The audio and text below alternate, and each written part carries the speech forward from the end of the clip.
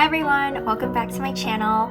I'm Winnie, and in today's video we'll talk about essay writing tips and give you an inside look into what my essay looked like.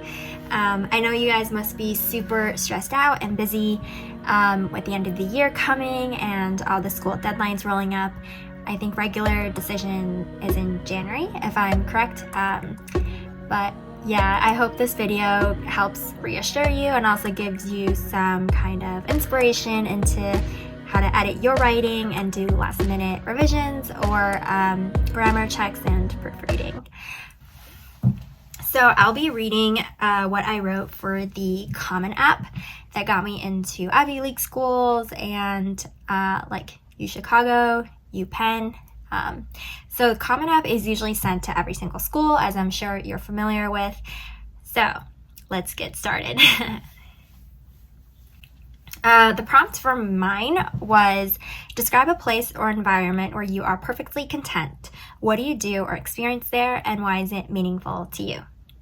So I think with any essay, brainstorming and outlining it as the first step is super important, because the thing is, when you start writing and you get super invested into what you wrote, whether it's rambling or whether it's irrelevant, you tend to want to continue it because you've already invested all that time and effort, right? So then that kind of hinders you from writing the best essay that you could possibly have written because you've already dived into this path versus considering multiple options and then deciding, hey, this is my first choice, second choice, and then with your best topic and the one that you know the most about or could talk more about, you would go in that direction and literally write it, the essay out with all the details and bells and whistles. Okay, so here we go. First paragraph. Gripping the fan tightly, I looked out into the sea of people who were waiting to see the performance with cheerful smiles. The glimmering golden statues placed on ledges dazzled the audience. The sweet odor of incense flowed through the atmosphere as I prepared to perform with my peers. As music started, we gave one another encouraging nods and danced enthusiastically. So remember to watch till the end, because then I'll do like a critique of my essay of what worked well and what I think I could have done better. So wait for that. Okay, second paragraph. When I was 8, my grandma enrolled me in Mandarin and dancing classes at the temple to expose me to our roots. Growing up in America physically and emotionally distanced me from my relatives in China, but learning Mandarin helped me communicate and develop strong relationships with my relatives. As immigrants, my parents were more focused on assimilating to American culture and obtaining stable jobs than remembering their roots. In the same vein, I read books aloud to perfect my English and hide my Chinese accent. However, the temple helped me connect to my heritage and express myself. Next paragraph. Spending my childhood at the temple made me realize that it was not just the temple that I appreciated, but the people inside. The staff became a part of my family and was always there for me. Not only did I gain knowledge academically and being a good role model, but also how to succeed in life. I contribute to my community by continuously volunteering at the temple summer camp every year, where my perspective on leadership changed. At first, I thought leadership meant giving orders, but I've realized that it is more than that. On the first day of camp, I was eager to familiarize myself with the children. Iris, another leader, frantically whispered to me that 2 boys refused to listen to directions. As a way to entertain the children, I suggested that we play musical chairs. I realized that leaders should involve everyone in the decision-making process and be familiar with their team. I recognize that leaders should speak up when they encounter obstacles so they can figure out solutions with their teams and face their challenges head on. In addition to learning from my colleagues, I've also gained a few skills from the children. As I gave them a tour of the temple, they asked me questions about the temple's history. The youth's pure amazement at the world around them and insatiable curiosity motivated me to become more open-minded about my surroundings. I was so caught up with getting projects done efficiently that I did not stop to enjoy what I discovered and absorb the information thoroughly. Recording what I've learned is not enough. I have to connect it to the people and objects around me. Through these experiences, I've been inspired to continue to pursue my goals. As an integral part of my life, the temple has become a second home. It is a place where I spent my childhood discovering who I am as a member of a culture and as an individual. With its nourishment and comfortable environment, I found my identity and developed confidence in myself. When I was 7, I was so intent on being an American that I became ashamed of my own heritage. Now I understand that being a true American means to be a blend of diverse cultures. Through the process of learning more about my background, I realized that even though my relatives and I live differently, we possess the same values like family, community, courage, and perseverance. I hope that college will also be a place where I can uncover facets of my personality, yet still be pushed to exceed expectations. Just like how the dancers became my camaraderie, I look forward to creating everlasting connections with the people I meet in college and inspiring them to dream big. All right, so that was the end of it. So I'll go through section by section and we'll talk about what was good and what could have been done better. So the first thing you should be asking yourself is, did this essay answer the prompt?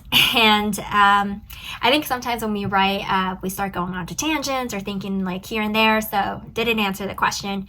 And to me, I think yes, it did, because the question was, describe a place where you are perfectly content. So this essay kind of went into one specific example of an experience there that was meaningful. So it started off talking about being part of this dance class and group and really bonding with the people there.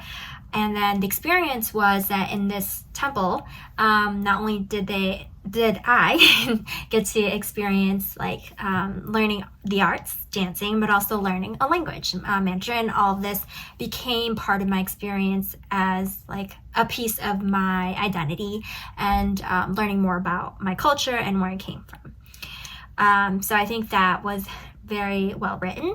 And then why was it meaningful to you? I think this essay also answered that part because it talked about being surrounded by parents and people who wanted so badly to fit into America and the current environment that they forgot about the roots, and wanting to get back to that tradition, and also carrying a piece of my relatives with me, even though we're not in the same place or living in the same house.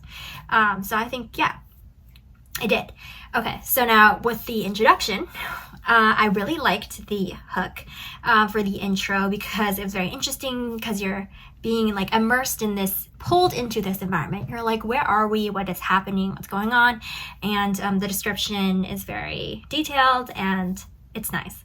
So one tip here is when you write detailed, I guess, descriptions about where you are and trying to set the scene or the stage, so to say, don't get too carried away with flowery language, because then it might become redundant or hard to follow as to what's going on or where you are in the scene. I think here there was no issue with that. It's very clear what's happening, and then it helped you imagine being part of the space too.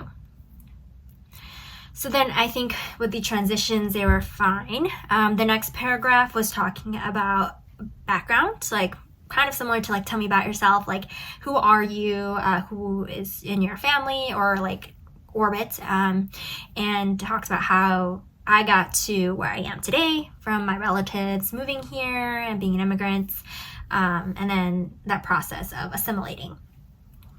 And then it started diving deeper into this temple, where I went from my family at home to the family with the staff at the temple. So it's kind of like drawing that connection for the reader as to like why it's meaningful and how this relates and how it transitions over. So that's very smooth. I think that was done well. One thing I did notice was sometimes I use like the same word maybe more often than I should have. So if you can avoid that, like maybe try and use a synonym here and there, or a different way of saying something, or try and think of your words as currency. Like, hey, I wrote this, and if I said it already, I don't need to say it again. Unless you want to say it a different way to tie it into your story, like in your conclusion as a summary, for example, that's fine. But like, hey, if you spent money saying this sentence, you should use your money and say something else or a new idea or build on top of that. You see what I'm saying? But yeah, so I think that was good. And so I liked this specific example on leadership because it shows change in your character and learning. So I think in every experience you want to show growth or awareness, or some type of character building. So here it was very clear that my thoughts on leadership changed. Instead of being the loud person who gives orders and being bossy, I'm actually understanding what that really means and practicing it in life. Like when I was giving a tour for the children or finding new activities to entertain them. So I think that really made it clear how the growth was done. That was good. And let's see. Yeah, I think that example is very vivid. Like anyone can imagine that, they can understand that happening. So I think it's easy to connect. It's relatable. So I think when you write stories, it should be something that when people read it, they feel something, and it makes them take an action. Okay, so next, so we're going into the conclusion here now. I think what I really like about it is that I summarize it well, and I circle back to the beginning and then tie it in with the end. And I also mention about college also being a place where I can uncover facets of my personality, and I think that takes the leap forward as to like a forward-looking vision.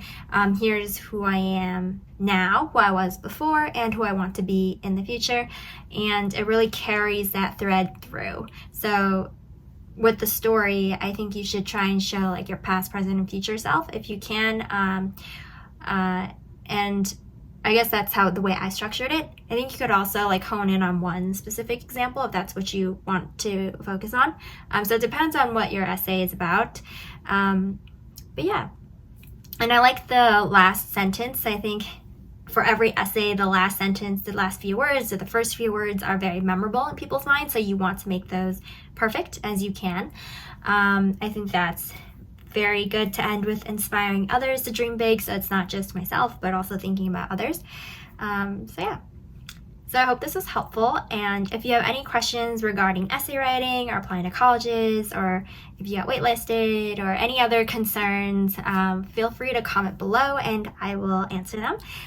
I've tutored others before on writing essays, and I've been in your shoes before, so I know very well how it feels like, and how I want to help you navigate that. So if you do have questions or concerns or any comments in general, please put them in the comment section down below, and so I will see them. And remember to like and subscribe. Let me know what else you want to see next and how I can be of help. Thank you so much for watching. Bye.